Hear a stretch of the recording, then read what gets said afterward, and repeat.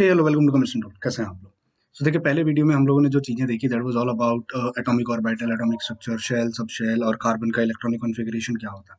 And हमने ये देखा कि ऑर्गेनिक केमिस्ट्री जो है वो तीन एलिमेंट्स के इर्द गिर्द मेनली घूमती है, that is carbon, mainly hydrogen and mainly oxygen. अब इसमें भी जो कार्बन है वो हमारा मेन एलिमेंट है। कार्बन ही है जो ऑर्गेनिक केमिस्ट्री की बैकबोन बनाता है, बाकी हाइड्रोजन और ऑक्सीजन जो है वो तो सपोर्टिंग रोल में उसके साथ प्रेजेंट होते हैं। तो हमने लास्ट लेक्चर में कार्बन का इलेक्ट्रॉनिक कॉन्फ़िगरेशन, ऑर्बिट क्या होता है, ऑर्बिटल क्या होता है, प्रोबेबिलिटी क्या होती है, ऑर्बिट ऑर्बिटल में और ऑर्बिट में क्या फ़र्क होता है, ये सब हमने जानने की कोशिश की। अब स्टार्ट करते हैं कार्बन के साथ और कार्बन के बारे में कुछ इंपॉर्टेंट चीज़ों को समझने की कोशिश करते हैं। तो देखिए, कार्बन का जो एटॉमिक नंबर होता है, एटॉमिक नंबर कार्बन का होता है 6। अगर इस हिसाब से मैं पुराना जो हम इलेक्ट्रॉनिक कॉन्फ़िगरेशन लिखते थे, अगर उस हिसाब से लिखूँ, तो इसका आंसर निकल के आता है 2,4। अब हमारे पास ना एक कोवेलेंट बॉन्ड बनाने का एक रूल होता है, जिसको हम स्टेबिलिटी रूल कहते हैं। क्या कहते हैं? Stability rule. अब स्टेबिलिटी रूल हमें क्या कहता है कि कोई भी एलिमेंट तब स्टेबल होगा जब उसके पास electron noble gas electronic configuration हो जाती है। अब नोबल गैस इलेक्ट्रॉनिक कॉन्फ़िगरेशन मतलब क्या? देखिए, पहला जो हमारे पास वो आता है हीलियम। हीलियम के अंदर कितने इलेक्ट्रॉन होते हैं? हीलियम के अंदर 2 इलेक्ट्रॉन्स होते हैं। उसके बाद कौन आता है? हीलियम के बाद आता है नियॉन। और नियॉन के पास कितने इलेक्ट्रॉन होते हैं? नियॉन के पास 10 होते हैं, यानी 2,8। तो अगर किसी एटम के पास या तो 2 इलेक्ट्रॉन हो या तो अगर 8 इलेक्ट्रॉन हो, तो वो स्टेबल हो जाता है।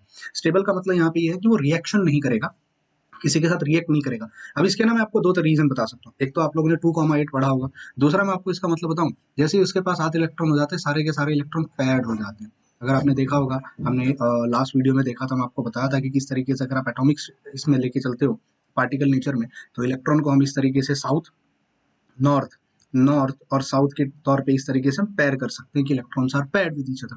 तो जब 8 इलेक्ट्रॉन हो जाते हैं तो हम यूँ कह सकते हैं कि 2-2 के ग्रुप बन गए हैं, और ग्रुप बनने के बाद वहाँ पे 4 इलेक्ट्रॉन हो गए।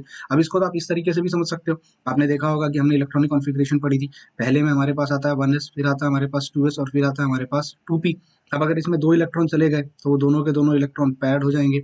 अगर इसमें 2 इलेक्ट्रॉन चले गए, तो वो दोनों के दोनों पेयर्ड हो जाएँगे। और अगर इसमें 6 इलेक्ट्रॉन चले गए, तो जो 3 ग्रुप बनेंगे, 3 जो ग्रुप बनेंगे, वो तीनों के तीनों एक दूसरे के साथ पैड होंगे। और जब इलेक्ट्रॉन एक दूसरे के साथ पैड होते हैं, तो वो कभी किसी के साथ रिएक्ट जल्दी करते नहीं है। जो रिएक्शन करने की टेंडेंसी होती है वो अनपेड इलेक्ट्रॉन्स की मोस्टली होती है। तो जहाँ पर भी अनपेड इलेक्ट्रॉन होंगे, वो भाई सीधी सी बात है, जो सिंगल होते हैं वही तो मिंगल होने की कोशिश करेंगे, जो ऑलरेडी मिंगल हो थोड़ी ना मिंगल हो। वो अलग बात है कि कुछ लोग करते हैं, दैट्स अ डिफरेंट स्टोरी। तो अगर आपके पास 8 इलेक्ट्रॉन्स आ जाएं, या आपके पास अगर 2 इलेक्ट्रॉन हो जाएं, तो वो एलिमेंट जो होता है वो स्टेबल हो जाता है। तो यहाँ पे वही सिचुएशन होती है कि कार्बन के पास 2,4 होता है। अगर इस हिसाब से अगर देखा जाए, अगर क्लासिकली इस चीज को समझा जाए, तो कार्बन को 4 और बॉन्ड बनाने की जरूरत है। यानी कार्बन को कितने बॉन्ड बनाने पड़ेंगे? कार्बन को 4 और बॉन्ड्स बनाने पड़ेंगे। 4 बॉन्ड की जगह मैं कहता हूँ कि कार्बन को 4 और इलेक्ट्रॉन्स की जरूरत है। अब देखो, और केमिस्ट्री में ना एक बड़ा फंडा है, 4 इलेक्ट्रॉन्स की जरूरत है। मान लीजिए मेरे पास कार्बन खड़ा है, उसके पास 6 इलेक्ट्रॉन्स हैं। अगर उसे किसी तरीके से 4 और मिल जाए, तो उसके पास 10 हो जाएंगे, तो वो नोबल गैस नियॉन जैसा हो जाएगा। अब या तो वो 4 इलेक्ट्रॉन किसी से ले ले, 4 के 4 इलेक्ट्रॉन किसी से ले ले, ये प्रैक्टिकली पॉसिबल नहीं है। इलेक्ट्रॉन्स को लेना, एक एटम 4 इलेक्ट्रॉन को जब वो लेता है, तो उसके ऊपर -4 चार्ज आ जाएगा, और -4 चार्ज प्रैक्टिकली पॉसिबल नहीं है। क्यों? क्योंकि उससे बहुत ज्यादा नेगेटिव चार्ज डेवलप हो जाता है, इलेक्ट्रॉन इलेक्ट्रॉन को फिर रिपेल करने लगेंगे। तो कार्बन के पास कोई ऑप्शन नहीं होता। कार्बन क्या करता है? कार्बन अपने 4 इलेक्ट्रॉन्स की जरूरत को, यानी जो 4 इलेक्ट्रॉन्स की उसे नीड है, उसको पूरा करने के लिए वो शेयरिंग वाला ऑप्शन ज्यादा सर्च करता है। तो देखिए, जो लास्ट इलेक्ट्रॉन होता है कार्बन का, उसको हम कहते हैं वैलेंस शेल। उसको हम कहते हैं वैलेंस शेल। आई होप आप लोगों ने ये सब बेसिक्स में पढ़ा होगा। और वैलेंस शेल यानी जो आखिरी शेल होता है, उसे हम वैलेंस शेल कहते हैं। और वैलेंस शेल में उसके पास कितने इलेक्ट्रॉन प्रेजेंट है, हम उसे कहते हैं वैलेंस इलेक्ट्रॉन। और कितने इलेक्ट्रॉन्स की उसे जरूरत है, उसे हम कहते हैं उसका वैलेंसी। क्या कहते हैं उसका? वैलेंसी। किसी एलिमेंट को और कितने इलेक्ट्रॉन की जरूरत है स्टेबल होने के लिए, हम उसको उसका वैलेंसी कहते हैं। लास्ट शेल में कितने इलेक्ट्रॉन है, हम उन्हें उनका वैलेंस इलेक्ट्रॉन्स कहते हैं, और लास्ट शेल को वैलेंस शेल कहते हैं। तो यूजुअली मुझे एक बात बताइए, केमिकल रिएक्शन जब होगा, जब कार्बन किसी के साथ इंटरेक्ट करेगा, तो अंदर वाले इलेक्ट्रॉन को तो कोई लेना देना नहीं है, क्योंकि अंदर वाला शेल तो स्टेबल हो चुका है। प्रॉब्लम किसकी हो जाएगी? बाहर वाले शेल की। तो कार्बन को अगर मैं ड्रॉ करता हूँ, मान लीजिए अगर ये उसका न्यूक्लियस है, तो पहला वाला जो शेल है जिसके अंदर 2 इलेक्ट्रॉन प्रेजेंट है, हम डॉट के साथ रिप्रेजेंट करते हैं उनको, वो कभी किसी केमिकल रिएक्शन में पार्टिसिपेट नहीं करेंगे। तो जो सेकंड शेल हमारे पास होगा, जो सेकंड शेल होगा, अब वो अलग बात है कि सेकंड शेल में 2 होंगे। एक तो होगा उसका अंदर का 1 2s, और एक होगा उसका 2p। हम मिला के लेके चलते हैं। देखो, ये समझ रहे हो मैं क्या बना रहा हूँ? सब शेल्स भी इनको ड्रॉ कर दे रहा हूँ मैं साथ साथ में यहाँ पे, इस तरीके से। ठीक है, ये सेकंड शेल है हमारा, जिसमें एक हमारा हो जाएगा 2s, और दूसरा हमारा हो जाएगा 2p। बट हमको 2s 2p अलग अलग नहीं करेंगे, क्योंकि जब केमिकल रिएक्शन हो रहा होगा तो वो ग्रुप में काम करते हैं, तो ग्रुप में मिलके काम करेंगे। हम यूँ कह सकते हैं कि जो सेकंड शेल है, हम शेल की बात कर रहे हैं, हम सब शेल की बात नहीं कर रहे हैं, हमारा सेकंड शेल है वो पार्टिसिपेट करेगा। अब सेकंड शेल में कितने इलेक्ट्रॉन्स हैं सर? सेकंड शेल में 4 इलेक्ट्रॉन्स हैं। हम क्या करते हैं इसके बाद, हम इस चीज को शेल और सब शेल के फंडे को यहाँ खत्म कर देते हैं। हम ये मान के चलेंगे कि वो एक ही चीज है। हम मान के चलते हैं कि ये हमारा सेकंड शेल है, वो हमें पता है कि अंदर शेल के अंदर सब शेल होता है, वो दूसरी बात है, हम इसको एक ही मान के चलते हैं। अब कितने इलेक्ट्रॉन्स हैं यहाँ पे? 1 2 3 4। तो नेक्स्ट टाइम से जब भी आप कार्बन को ड्रॉ करोगे, तो कार्बन को ड्रॉ करते समय कार्बन लिखोगे और 1 2 3 4 इस तरीके से आप 4 डॉट बना दोगे। ये 4 डॉट कौन सी हैं? वैलेंस शेल जो आपके पास प्रेजेंट है, ये जो आपका वैलेंस शेल है जो पार्टिसिपेट करने वाला है, क्योंकि उसको जरूरत है ना, अंदर वाले के पास तो 2 इलेक्ट्रॉन हो गए, वो हमारा जो के शेल है और ये हमारा एल शेल है। के वाले को तो जरूरत नहीं है, जरूरत है एल वाले को। तो एल वाले को हम कभी भी रिप्रेजेंट करते हैं, ये हमेशा आपसे याद रखना। जब आप डॉट बनाते हो, जब आप डॉट बना के रिप्रेजेंट करते हो, हम उसे कहते हैं ल्यूविस स्ट्रक्चर। क्या कहते हैं उसे? उसे हम कहते हैं ल्यूविस स्ट्रक्चर। तो इसको हम ल्यूविस रिप्रेजेंटेशन या ल्यूविस स्ट्रक्चर कहते हैं, जहां पर आप एक एटम बनाते हो और उसके लास्ट में कितने वैलेंस इलेक्ट्रॉन है उनको रिप्रेजेंट करते हो, हम उसे ल्यूविस स्ट्रक्चर कहते हैं। तो कार्बन को 4 बॉन्ड की जरूरत है और कार्बन 4 बॉन्ड बनाता है। कार्बन क्या करता है? हाइड्रोजन के पास एक इलेक्ट्रॉन होता है, हाइड्रोजन के पास दूसरा इलेक्ट्रॉन होता है, हाइड्रोजन के पास, मैं डॉट क्रॉस के साथ रिप्रेजेंट करता हूँ यहाँ पे इस तरीके से, क्रॉस के साथ, और यहाँ हाइड्रोजन के पास एक इलेक्ट्रॉन होता है। तो कार्बन क्या करता है? अपनी वैलेंसी पूरा करने के लिए, अपने अंदर लास्ट शेल में 8 इलेक्ट्रॉन पूरा करने के लिए, क्योंकि नियोन के पास 8 इलेक्ट्रॉन होते हैं, वो कार्बन और हाइड्रोजन आपस में बॉन्ड्स को शेयर करते हैं और इस तरीके से हमें मिल जाता है पहला कंपाउंड, जिसको हम रिप्रेजेंट करते हैं carbon bond hydrogen, bond hydrogen, bond hydrogen, bond hydrogen, जिसको रिप्रेजेंट किया जा सकता है CH4 के साथ। अब देखिए यहाँ समझने की कोशिश कीजिए, जहां आपने उसको रिप्रेजेंट किया डॉट एंड क्रॉस के साथ, डॉट एंड क्रॉस, इसको हम कभी कभी डॉट एंड क्रॉस स्ट्रक्चर भी कहते हैं, डॉट एंड क्रॉस स्ट्रक्चर भी कहते हैं, या हम कभी कभी इसको ल्यूविस स्ट्रक्चर भी कहते हैं, ल्यूविस स्ट्रक्चर भी कहते हैं, जहां आप वैलेंस इलेक्ट्रॉन कितने हैं कितने नहीं है उसको रिप्रेजेंट करते हैं। जब आप इस तरीके से बॉन्ड, ये जो बॉन्ड बना रहे हो ना, ये बॉन्ड इस तरीके से रिप्रेजेंट करते हो, हम इसको कहते हैं केकुले स्ट्रक्चर, केकुले स्ट्रक्चर। इस चीज को याद रखना। और जब उसको फॉर्मूले के फॉर्म में लिख देते हो, तब हम उसको कहते हैं कंडेंस्ड स्ट्रक्चर। तो ये अलग अलग रिप्रेजेंटेशन करने का तरीका होता है, ये अलग अलग रिप्रेजेंट करने का तरीका होता है, इस चीज को भी याद रखना। तो मेन इंपॉर्टेंट क्या है? मेन इंपॉर्टेंट प्रॉपर्टी यहाँ पे है कार्बन। कार्बन के 4 वैलेंस इलेक्ट्रॉन होते हैं और कार्बन को और 4 इलेक्ट्रॉन्स की जरूरत होती है। यही उस कार्बन की सबसे इंपॉर्टेंट प्रॉपर्टी होती है, जो उसे सबसे पेक्यूलियर या सबसे डिफरेंट बनाता है बाकी सब एलिमेंट्स से। अब प्रॉब्लम क्या हो जाती है? एक नॉर्मल आदमी ये सोचेगा कि कार्बन अगर 4 बॉन्ड बना रहा होगा तो एक बॉन्ड यहाँ एक बॉन्ड यहाँ, मतलब यहाँ पे 90 डिग्री का एंगल बनेगा, है ना? 90 डिग्री का एंगल बनेगा। एक नॉर्मल आदमी जो नॉर्मल केमिस्ट्री पढ़ रहा होगा फर्स्ट टाइम, वो यही बोलेगा कि देखो सर 90 डिग्री का। पर क्या प्रैक्टिकली 90 डिग्री बनता है क्या? जी नहीं। अगर ऐसा होता तो ये जो कंपाउंड आपने देखा है CH4, हम इसको कहते हैं मीथेन, तो ये एक प्लेनार मॉलिक्यूल होता है, बट अनफॉर्चुनेटली वो प्लेनार मॉलिक्यूल नहीं होता है।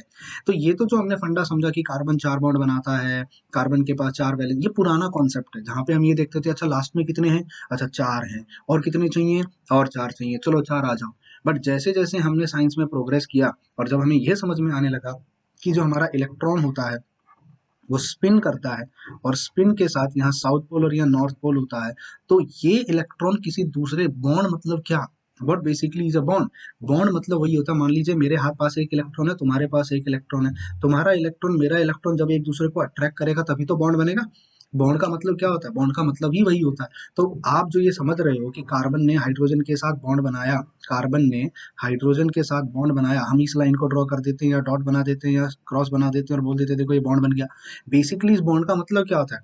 बेसिकली इस बॉन्ड का मतलब ये होता है कि कार्बन का एक इलेक्ट्रॉन था, मान लीजिए जिसको मैं येलो कलर से रिप्रेजेंट करता हूँ, ये कार्बन का इलेक्ट्रॉन है जिसके ऊपर साउथ पोल है, जिसके नीचे नॉर्थ पोल है, और ये इस तरीके से स्पिन हो रहा है, ये कार्बन का इलेक्ट्रॉन है। और सिमिलरली मान लीजिए यहाँ हाइड्रोजन का इलेक्ट्रॉन है, इस तरीके से ये हाइड्रोजन का इलेक्ट्रॉन है जो अपोजिट डायरेक्शन में स्पिन कर रहा है, मान लीजिए इस तरीके से, यहाँ इसका साउथ है और यहाँ इसका नॉर्थ है। तो जब बॉन्ड बनता है तो बेसिकली बॉन्ड का मतलब यही होता है कि दो एटम्स के इलेक्ट्रॉन अपोजिट स्पिन में आते हैं और वो एक दूसरे के साथ, दिस इज द बॉन्ड। इसको हम बॉन्ड कहते हैं।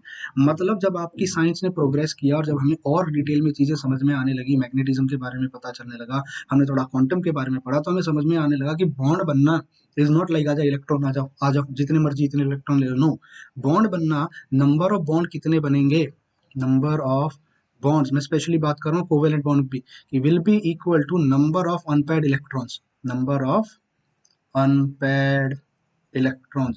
तो जितने अनपेयर्ड इलेक्ट्रॉन्स होंगे उतने बॉन्ड बनेंगे। तो भाई इस हिसाब से तो हमें सिर्फ ये नहीं देखना है कि उसका लास्ट में वैलेंस इलेक्ट्रॉन कितने हैं। अब अगर मैं कार्बन की बात करूं तो कार्बन के तो लास्ट में 2,4 होता है। अगर आप 2,4 के हिसाब से देखोगे तो उसे और 4 इलेक्ट्रॉन की जरूरत है। बट ये कहीं ना कहीं मिसगाइडिंग हो सकता है, क्योंकि बॉन्ड क्या है ये समझने के लिए हमें समझ में पड़ा कि बॉन्ड तभी बनेगा जब इलेक्ट्रॉन एक दूसरे के साथ पैर करेंगे, वो भी अपोजिट स्पिन में पैर करेंगे।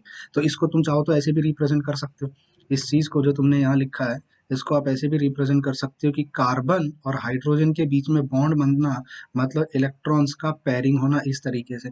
अगर एक इलेक्ट्रॉन को मैं कार्बन का बनाता हूँ येलो कलर से, लेट अस से ये कार्बन के इलेक्ट्रॉन्स हैं, तो यहाँ पे रेड कलर से मैं बना सकता हूँ हाइड्रोजन के इलेक्ट्रॉन, जिससे कि वो एक दूसरे के साथ बॉन्ड बनाएगा। तो एक्चुअली में जब आप मीथेन बनाते हो, जब कार्बन हाइड्रोजन हाइड्रोजन हाइड्रोजन और हाइड्रोजन बनाते हो, तो बेसिकली वहाँ पे होता क्या है, हाइड्रोजन का एक इलेक्ट्रॉन, हाइड्रोजन का एक इलेक्ट्रॉन, हाइड्रोजन का एक इलेक्ट्रॉन, और मान लीजिए हाइड्रोजन का एक इलेक्ट्रॉन, वहीं पे कार्बन का इलेक्ट्रॉन जो होगा वो उसके अपोजिट स्पिन में होगा इस तरीके से, और ये आपके इलेक्ट्रॉन्स एक दूसरे के साथ पेयर करते हैं। This is basically a bond. इसको हम एक तरीके से बॉन्ड कहेंगे। देखो ये बॉन्ड बन गया, देखो ये बॉन्ड बन गया, देखो ये बॉन्ड बन गया, और ये यहाँ पर बॉन्ड बन गया। उम्मीद करता हूँ आपको फंडा समझ में आया होगा।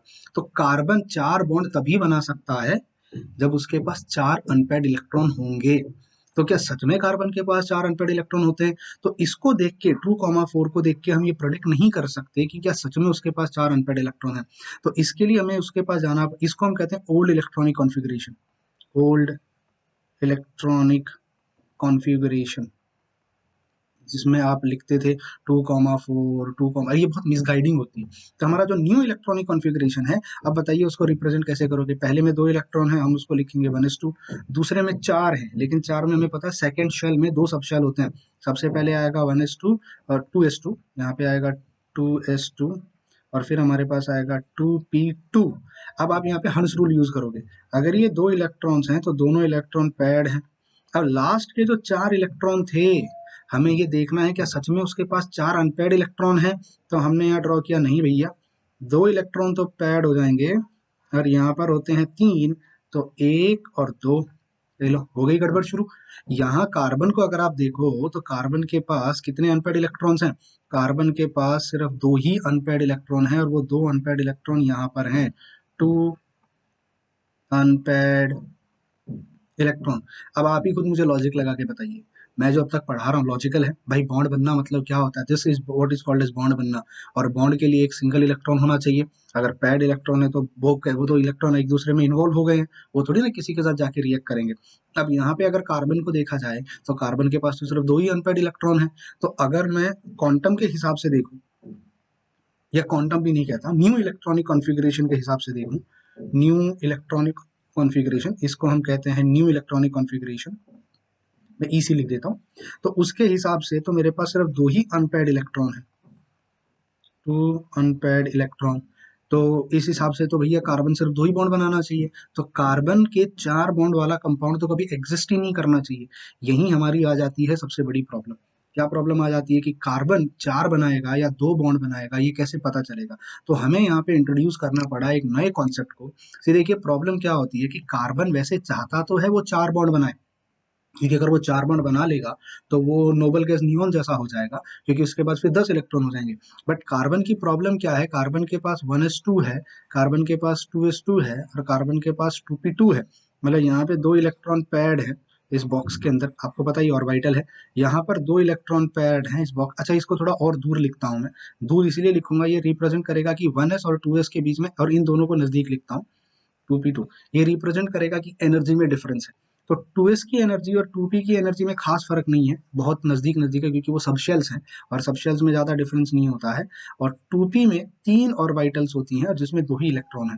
तो देखो अब प्रॉब्लम क्या हो जाती है कि कार्बन को बनाने तो 4 बॉन्ड है, क्योंकि आइडियली वो 4 बॉन्ड बनाएगा तभी वो स्टेबल होगा, क्योंकि उसके पास नोबल गैस बन जाएगा। लेकिन क्वांटम के रूल के हिसाब से अब उसके पास सिर्फ 2 ही अनपेयर्ड इलेक्ट्रॉन है, तो वो कैसे करेगा? मान लीजिए 4 हाइड्रोजन अपने-अपने इलेक्ट्रॉन्स लेके आ गए, अपनी-अपनी बारात लेके आ गए 4-4 हाइड्रोजन। अब 4 हाइड्रोजन जब कार्बन को देखेंगे तो क्या कहेंगे? भैया कार्बन, तुमने तो हमको चारों को बुला लिया, लेकिन तुम्हारे पास 2 ही अनपेयर्ड इलेक्ट्रॉन है, तो हम बॉन्ड के अब तो 2 ही हाइड्रोजन बनाएंगे, तो नाराज बोलेंगे फालतू में हमको बुला रहा है। तो यहाँ क्या होता है, कार्बन उन हाइड्रोजन्स को कहता है, एक काम करो, रुको, मेरी मदद करो, मेरा जो ये पेयर्ड इलेक्ट्रॉन है, ध्यान से सुनना, मुझे समझाने जा रहा हूँ, मेरा ये जो पेयर्ड इलेक्ट्रॉन है, इसमें से एक इलेक्ट्रॉन को तुम मुझे एनर्जी दो, तुम मुझे एनर्जी दो, मैं उन इलेक्ट्रॉन को यहाँ से धक्का मार के यहाँ शिफ्ट कर दूंगा, इस इलेक्ट्रॉन को यहाँ शिफ्ट कर दूंगा, फिर मेरे पास 4 अनपेयर्ड इलेक्ट्रॉन हो जाएंगे। हाइड्रोजन बोले ले, बॉन्ड भी तुमको बनाना है और एनर्जी भी हमसे ही ले रहे हो, तो कार्बन कहता रहे दो तो सही तुम। तो हाइड्रोजन मिलके उसको एनर्जी दे देते हैं। कौन एनर्जी देते हैं? जैसे ही हाइड्रोजन करीब आने लगते हैं, कार्बन एक्साइटेड हो जाता है, कार्बन में एनर्जी आ जाती है, देखो 4 आ गए, तो अपने एक को बोलेगा चल बेटा अब तू दूर हो जा, यहाँ से धक्का मारेगा और यहाँ पर आपको बन जाएंगे 4 अनपेयर्ड इलेक्ट्रॉन्स, 4 अनपेयर्ड इलेक्ट्रॉन। फिर भी हाइड्रोजन खुश नहीं होते। क्यों हाइड्रोजन खुश नहीं होंगे? देखो हाइड्रोजन क्या बोलेंगे, हम 4 हाइड्रोजन एक जैसे हैं, हाइड्रोजन हाइड्रोजन में तो कोई फर्क नहीं होता, हाइड्रोजन हाइड्रोजन होता है। पर तुम्हारे पास जो 4 इलेक्ट्रॉन्स हैं उनमें फर्क है। भाई इलेक्ट्रॉन में क्या फर्क है? 3 इलेक्ट्रॉन की एनर्जी थोड़ी सी ज्यादा है और 1 इलेक्ट्रॉन की एनर्जी थोड़ी सी कम है। अब बताइए इस मुसीबत का क्या इलाज हो सकता है? तो कार्बन, देखो समझ लेते हैं, मान लेते हैं इन 4 की एनर्जी जो है वो 10 10 और 10 है, और मान लेते हैं इसकी जो एनर्जी है वो 6 है, 6 joule, kilo joule, electron volt, आप जो भी समझना चाहो, वो 6 है। अब ये तो प्रॉब्लम हो गई है, there is a huge energy difference. मान लेते हैं इसकी एनर्जी सिर्फ 2 थी, तो इसमें और इनमें और इसमें और इसमें एनर्जी डिफरेंस आ गया, तो क्या करेंगे यहाँ पे? ये अपनी अपनी थोड़ी सी एनर्जी उसमें ट्रांसफर करेंगे। और जब कोई चीज अपनी, याद रखना एटॉमिक वर्ल्ड में बहुत इंपॉर्टेंट है एनर्जी, अगर मेरी एनर्जी थोड़ी सी भी कम या ज्यादा हुई तो मेरा शेप बदल जाएगा। अगर मेरी एनर्जी कम और ज्यादा, अब मुझे बताओ ये एस ऑर्बिटल जो होगी ये तो ऐसी दिखेगी स्पेरिकल, है ना, ये तो स्पेरिकल दिखेगी इस तरीके से, ये इसका शेप होगा। और इफ यू रिमेंबर, मतलब ये इलेक्ट्रॉन जो होगा वो हर जगह प्रेजेंट होगा। इफ यू रिमेंबर हमने इसके बारे में पढ़ा था, ये क्या हो जाएगा, p x, p y, p z, correct. तो पी एक्स को अगर मान लीजिए मैं ऐसे रिप्रेजेंट करता हूँ, ये है आपका पी एक्स, ये मान लीजिए ये है आपका पी वाई, और मान लीजिए ये है आपका पी जेड, इस तरीके से, यानी ये इस एक्सेस पे प्रेजेंट है, ये इस एक्सेस पे प्रेजेंट है, और ये इस एक्सेस पे इस तरीके से प्रेजेंट है। अब इनका शेप अपना अपना शेप है, क्योंकि पी की अपनी एनर्जी है, एस की अपनी एनर्जी है। लेकिन अब तुम क्या कर रहे हो, तुम एस को और पी की एनर्जी को मिक्स कर रहे हो। जब तुम एस की एनर्जी को और पी की एनर्जी को मिक्स करोगे, मतलब इसको मैं ऐसे रिप्रेजेंट करता हूँ, मान लीजिए मेरे पास यहाँ पर एक पी ऑर्बिटल है और यहाँ उसके पास रिप्रेजेंटेड मेरे पास एस ऑर्बिटल है, ये समझ रहे हो, एस ऑर्बिटल, क्योंकि दोनों 2 के हैं, सेकंड शेल के हैं, तो दोनों का जो रेडियस होना चाहिए वो रेडियस दोनों का क्या होना चाहिए, रेडियस दोनों का सेम होना चाहिए, बस प्रोबेबिलिटी में डिफरेंस आ रहा है। I hope you can get this point, क्योंकि दोनों ही 2 सेकंड शेल के हैं तो दोनों की रेडियस सेम होगी, बस दोनों के शेप में फर्क होगा। तो जब मैं इसको ऐसे रिप्रेजेंट करूंगा कि मान लीजिए ये मेरा न्यूक्लियस है और ये मेरी पहली प्रोबेबिलिटी है 2p की, और मान लीजिए ये मेरी प्रोबेबिलिटी है 2s की, ऐसे रिप्रेजेंट कर रहा हूँ, तो थोड़ा डायग्राम ऊपर नीचे होगा तो संभाल लेना। अब जब आप इनकी एनर्जी को मिक्स कर रहे हो, मतलब आप क्या कर रहे हो, ये पी वाला जब अपनी एनर्जी को इसको दे रहा है तो उसकी एनर्जी थोड़ी कम हो जाएगी। अब जब पी पी क्यों है, क्योंकि उसमें एनर्जी ज्यादा है, इसलिए तो वो वैसा दिख रहा है। जब वो अपनी एनर्जी को लेके वो एस को दे रहा है, एस एस क्यों था, क्योंकि उसकी कुछ एनर्जी थी, अब उसकी एनर्जी बढ़ रही है, इसकी एनर्जी घट रही है, तो जो आपके पास शेप आएगा वो आपके पास शेप कुछ इस तरीके से आ जाएगा, ये आपका। अब ना तो वो प्योरली इस तरीके से रहेगा, ना तो वो प्योरली एलोंगेटेड रहेगा, और ना ही वो प्योरली स्पेरिकल रहेगा। अब ऐसे मुझे बताओ कितने एस और कितने पी आ रहे हैं, एक एस और 3 पी ने मिलकर, एक एस और 3 पी मिलकर ऐसे ऑर्बिटल्स बनाएंगे इस तरीके के, और इनको हम कहेंगे, देखो ये जो ऑर्बिटल्स अब नए टाइप के स्ट्रक्चर्स बने हैं, नई प्रोबेबिलिटी इलेक्ट्रॉन्स की जो डिस्ट्रीब्यूट हो चुकी है, ये 3 ऑर्बिटल्स, और एक और बनेगा यहाँ पर ये वाला, ये, क्योंकि ये 3 थे और ये एक 4 था, 4 लोगों ने मिलकर अब 4 इक्वल एनर्जी के एक जैसे, इक्वल एनर्जी के एक जैसे ऑर्बिटल बनाया। इनको हम कहते हैं हाइब्रिड ऑर्बिटल। क्या कहते हैं इनको हम? इनको हम कहते हैं हाइब्रिड। हाइब्रिड का मतलब सिंपल होता है जिसमें कोई चीजें मिक्स हो जाती हैं। जैसे अभी मैं अपनी बात करूं, मेरी मम्मी उत्तराखंड की है, मेरे पापा हरियाणा के, तो मैं एक हाइब्रिड किड हूँ, उत्तराखंड एंड हरियाणा। सिमिलरली यहाँ पे एक एस ऑर्बिटल है और एक पी ऑर्बिटल है, एक नहीं 3 पी ऑर्बिटल है, एक एस ऑर्बिटल है, तीनों ने मिक्स करके 4 नए ऑर्बिटल्स बनाए जिनको हम क्या कहेंगे, sp3।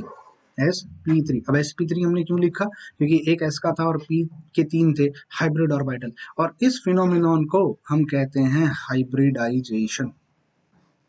हाइब्रिडाइजेशन जो हमारे इंपॉर्टेंट है हमारे लिए। तो what basically is hybridization? Hybridization is mixing and recasting. What is mean by recasting? Mix होके नए, mixing and recasting old orbitals, old orbital नहीं कह सकता, mixing and recasting of atomic orbitals. मैं बस इतना लिख दे रहा हूँ शॉर्ट में, एटॉमिक ऑर्बिटल्स। मतलब कुछ ऑर्बिटल्स को लाएंगे, उनको मिक्स करेंगे और नई ऑर्बिटल्स को बनाएंगे जो कि सेम होगी। क्यों? क्योंकि 4 हाइड्रोजन अगर आ रहे हैं तो वो 4 एक जैसी ऑर्बिटल्स के साथ बॉन्ड बनाना पसंद करेंगे, और यही हमारे कार्बन की सबसे पिक्यूलियर प्रॉपर्टी आ जाती है। अब मुझे एक बात बताओ, एक कार्बन है मेरे पास, इस तरीके से एक प्लेन में एक कार्बन है मेरे पास, उसने हाइड्रोजन्स को देख के खुश हो गया, 4 हाइड्रोजन्स को देखा, वो खुश हो गया और उसने अपने 4 ऑर्बिटल्स को बना लिया और हाइब्रिड ऑर्बिटल्स बनाया। अब मुझे बताओ वो 4 हाइब्रिड ऑर्बिटल्स को कहाँ रख, एक ही डायरेक्शन में रखेगा? नहीं। नेचर में एक चीज याद रखना, एक रूल याद रखना, नेचर लव्स सिमेट्री।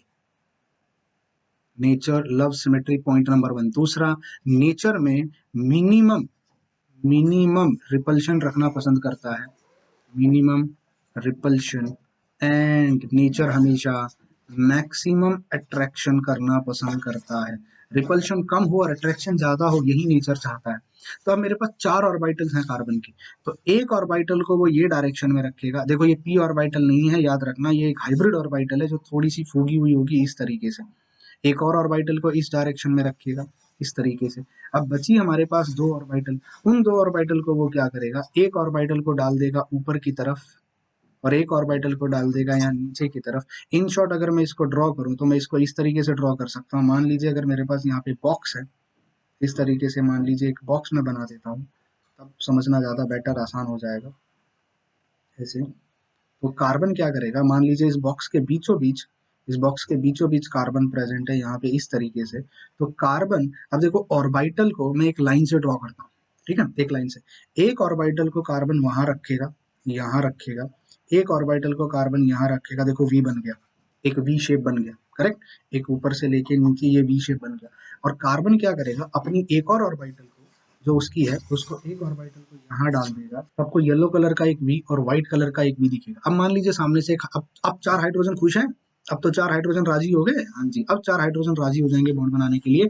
तो एक हाइड्रोजन को वो यहाँ लाएगा, दूसरे को वो यहाँ लाएगा, तीसरे को वो यहाँ लाएगा और चौथे को वो यहाँ लाएगा। यानी यहाँ पर एक हाइड्रोजन, यहाँ पर एक हाइड्रोजन, यहाँ पर एक हाइड्रोजन और यहाँ पर एक हाइड्रोजन। इस तरीके से आपका स्ट्रक्चर बनेगा।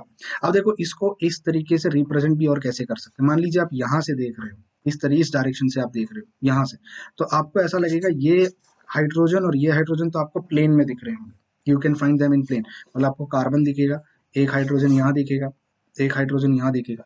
ये वाला हाइड्रोजन जो होगा वो आपकी तरफ आता हुआ दिखाई देगा। अगर मैं यहाँ से देखना स्टार्ट करूंगा इस तरीके से, इस एंगल से, तो मुझे ऐसा लगेगा जैसे ये वाला हाइड्रोजन मेरी तरफ निकल के आ रहा है। जैसे ये पेन को मैं अगर ऐसे पकड़ता हूँ, जैसे मान लीजिए ये 2 मार्कर्स है मेरे पास, इस तरीके से अगर मैं पकड़ लूँ तो आपको ऐसा नहीं लग रहा एक ये आपकी तरफ आ रहा है और ये आपसे दूर जा रहा है, ये आपकी तरफ आ रहा है और ये आपसे दूर जा रहा है। और मान लीजिए मैं यहाँ पे 2 पेन पकड़ लेता हूँ, अब देखिए आप इस चीज को देखिए ऐसे, ठीक है, ऐसे आप देख रहे हो ये वाला पेन, ये वाला पेन और ये वाला पेन आपको एक प्लेन में दिखेगा। लेकिन अगर मैं इनको देखूं तो ये आपसे दूर आपकी तरफ आता हुआ दिखाई दे रहा है और ये आपसे दूर जाता हुआ दिखाई दे रहा है। Can you see this, going away from you.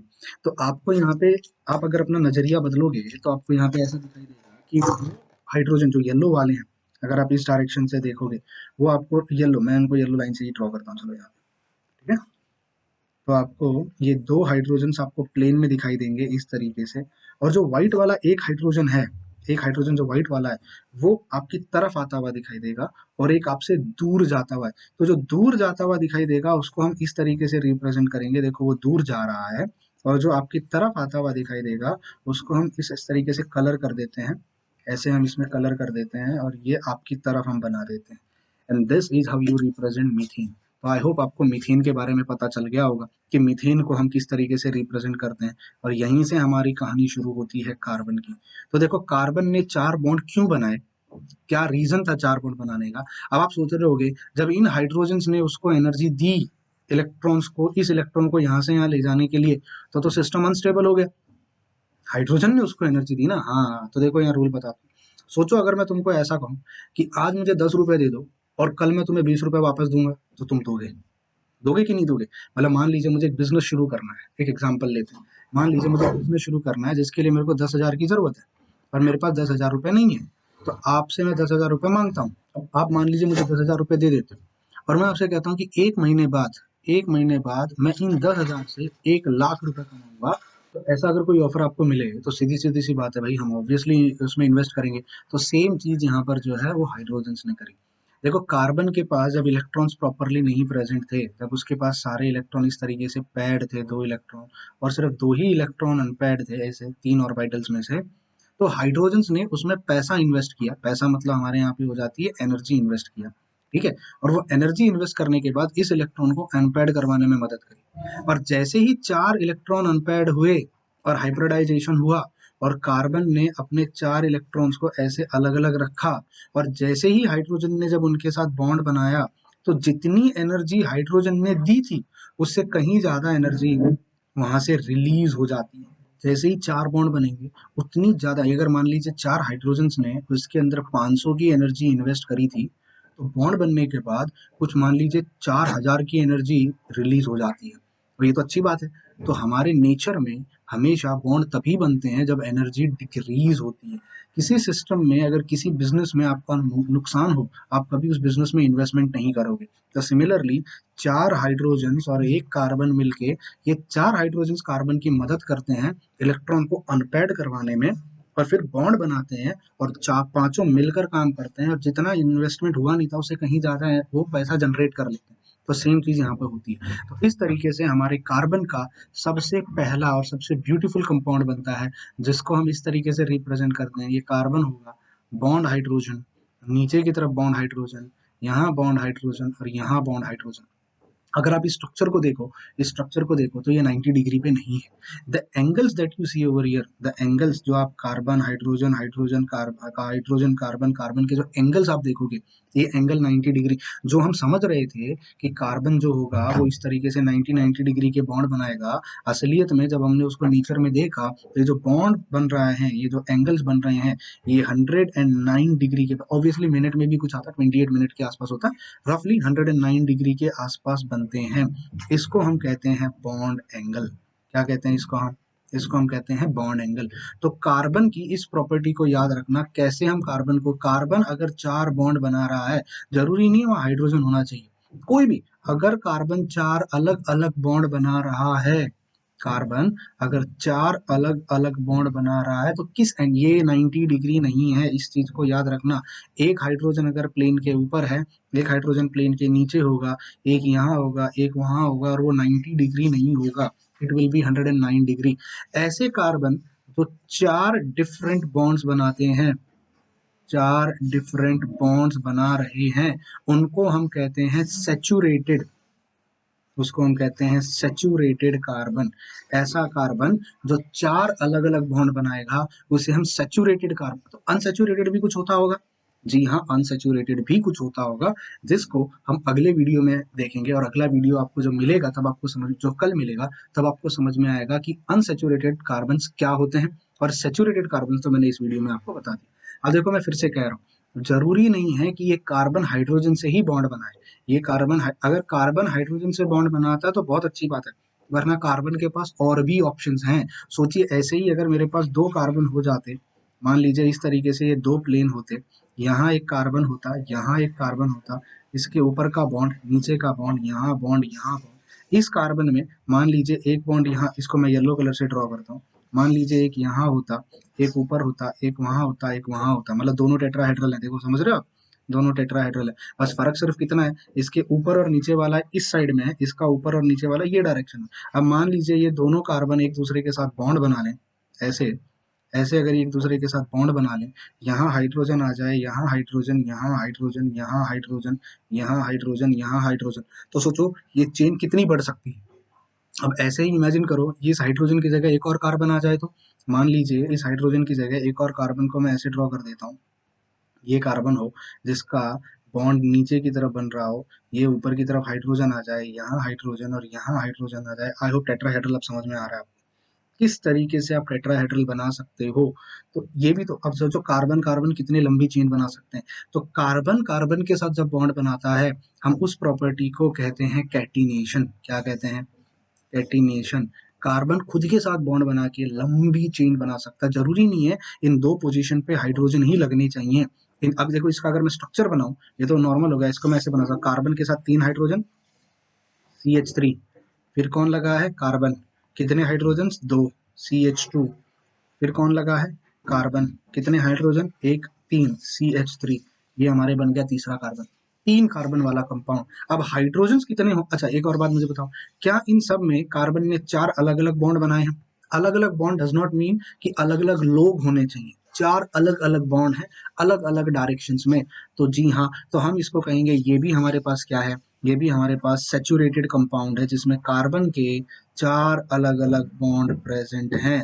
तो अनसैचुरेटेड क्या होता है, कैसे होता है, कहाँ होता है, इसको हम अगले वीडियो में देखेंगे जिससे पिक्चर और अच्छे तरीके से क्लियर हो जाएगी। तो मिलते हैं नेक्स्ट वीडियो में। Till then bye bye, take care and God bless you.